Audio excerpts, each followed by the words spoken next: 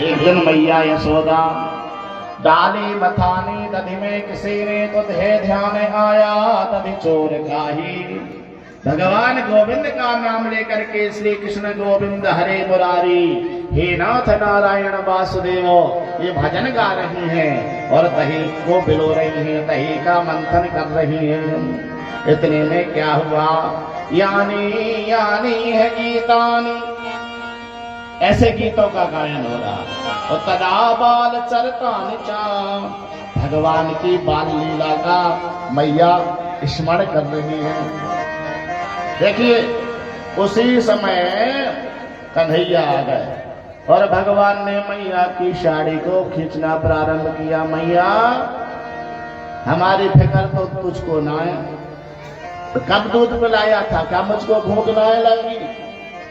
मैया बहुत भूख लगी है, जरा दूध पिलाए दे। मैया ने दही मथना बंद किया और तुरंत बैठ गई। आजा लाला आजा। भूख लगाई और मैया को दूध भगवान पीने लगे। इतने में मैया यशोदा ने सोचो कि हम दूध उबालने के लिए और चूल्हे पर रखा है और कहीं उसमें उबाल ना आ जावे, इसलिए कन्हैया को रुक लाला अभी पिलाते हैं। कन्हैया को उतार दिया, वहां गई तो दूध में उबाल पूरा दूध निकल गया। तो यहां भगवान ने एक छड़ी उठाई, डंडा, दूध दही की जितनी मटकियां आई थी सबको फोड़ दिया। वो लौट करके आए तो ना वहां देखा तो दूध निकल गया था, यहाँ दूध दही की मटकियां फूटी पड़ी हुई है। कन्हैया लाला बड़ा उद्दंड हो गया। मैया ने वही छड़ी हाथ में ली तो भगवान कहां पहुंच गए, दूध आगे आगे कन्हैया पीछे पीछे। मैया 2 घंटे हो गए पकड़ नहीं पाए, अभी पकड़ा लेकिन नहीं पकड़ पाए। प्यारे भक्तजनों, जब देखा भगवान को कोई पकड़ सकता है, भरी सभा में जब शांति दूत बनकर के भगवान के महाभारत का युद्ध ना हो, कहां गए थे जानते हो? हस्तिनापुर आए थे, कौरवों को बहुत समझाया था, लेकिन जब दुर्योधन ने कहा इसको पकड़ लो बांध दो, तो भगवान को पकड़ नहीं पाया। आज मैया यशोदा भगवान को पकड़ना चाहती हैं, लेकिन जानते हो प्रबल प्रेम के पाले पड़कर प्रभु को नियम बदलते देखा। अपना मान टले टल जाए, जिनका मान न टलते देखा। जिनकी बंक भ्रकुटी के भय से सकल सृष्टि को ढहते देखा। उनको ही गोकुल में गौरस पर, उनको ही जसोदा माँ के भय से अश्रु धुंधु तक ढहते देखा। भगवान रो रहे हैं, आंसू बह रहे हैं, पीछे मैया आगे कन्हैया। बहुत समय हो गया तो भगवान रुक गए। मैया ने पकड़ लिया और एक रस्सी से बांधना चाह रही है। रस्सी से जैसे ही बांधा कन्हैया को तो रस्सी 2 अंगुल छोटी, रस्सी और लाई 2 अंगुल छोटी, फिर रस्सी लाई 2 अंगुल छोटी। परीक्षित जी बोले ये क्या हुआ, जब इतनी सारी रस्सियां जोड़ी तो 2 अंगुल छोटी क्यों पड़ी? बोले रस्सी तो एक ही थी। बोले और?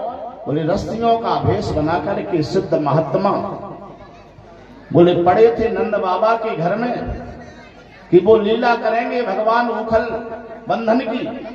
उस समय रस्सियों की आवश्यकता पड़ेगी, मैया यशोदा उठाएंगी, भगवान के हाथ से बांधेंगी और जैसे ही हमारा भगवान से स्पर्श होगा हम मुक्त हो जाएंगे।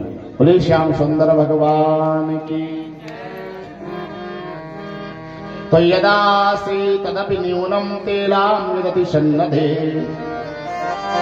और तदपि त्वंगुलु न्यूनम यदा यदा दत्त बंधनम। भगवान को मैया बांध नहीं पा रही हैं। भगवान ने मां को देखा, पसीना निकल आया।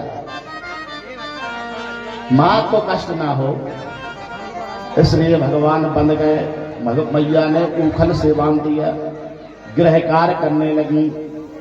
इतने में भगवान ने एक झटका दिया और जैसे ऊखल को खींचते भई कन्हैया 2 बड़े भारी लंबे पेड़ खड़े थे आंगन में। एक का नाम था यमला, दूसरे का नाम था अर्जुन।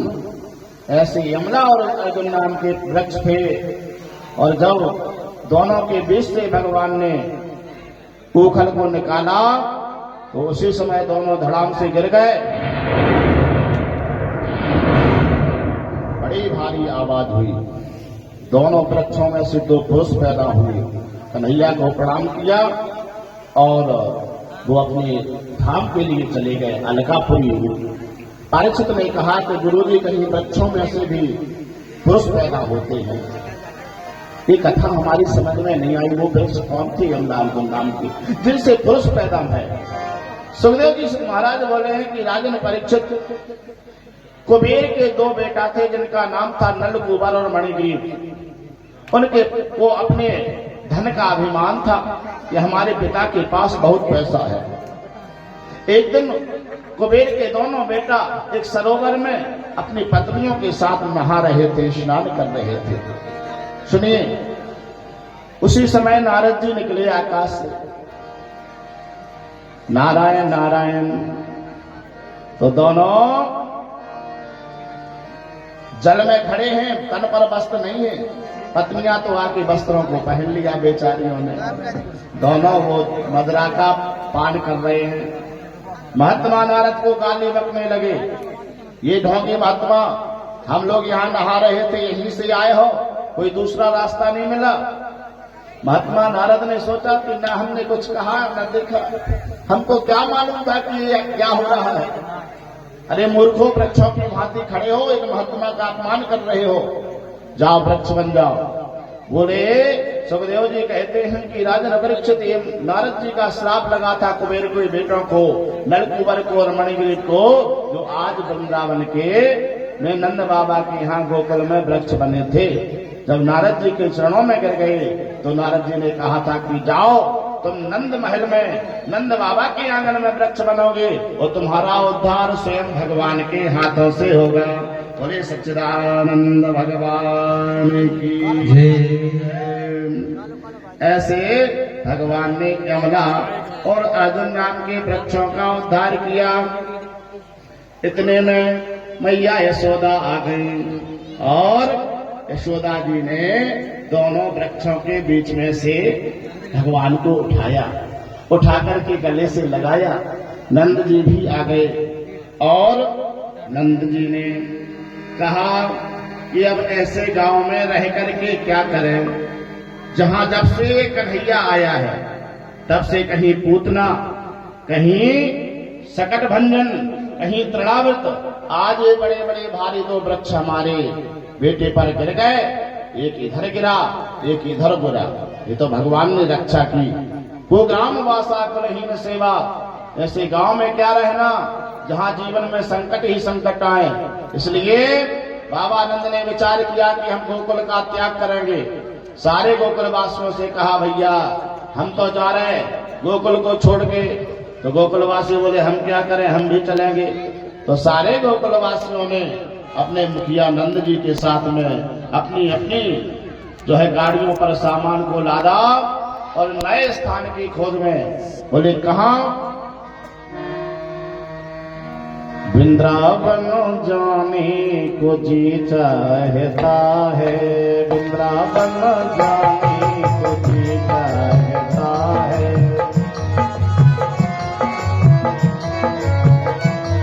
कहाँ पहुंचे, जहां यमुना जी बह रही है। बाबा नंद गोकुल वासियों को साथ में लेकर के यमुना के किनारे जहां तुलसी का जंगल था उस स्थान को वृंदावन कहते थे, वृंदावन जाने लगे। आए हम सभी वृंदावन चले ताली बजाते हुए गए हो और मन में ये सोचे कि हम भी वृंदावन जा रहे हैं। जी चाहता है, हाँ जी चाहता है, जी चाहता है, हाँ जी चाहता है, वृंदावन जाने को जी चाहता है।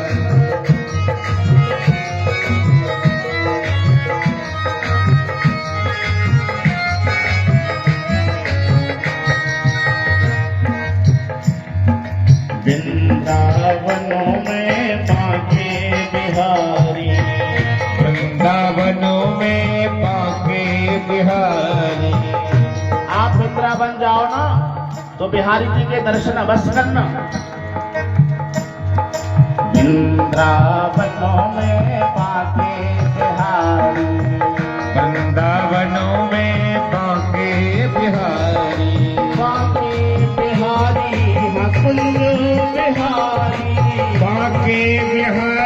यहाँ कुंजी बिहारी वृंदावनों में बांके बिहारी वृंदावनों में बांके बिहारी नैना लड़ाने को जी चाहता है जिसने नाम लड़ाने को जी चाहता है राधे राधे गाने को जी चाहता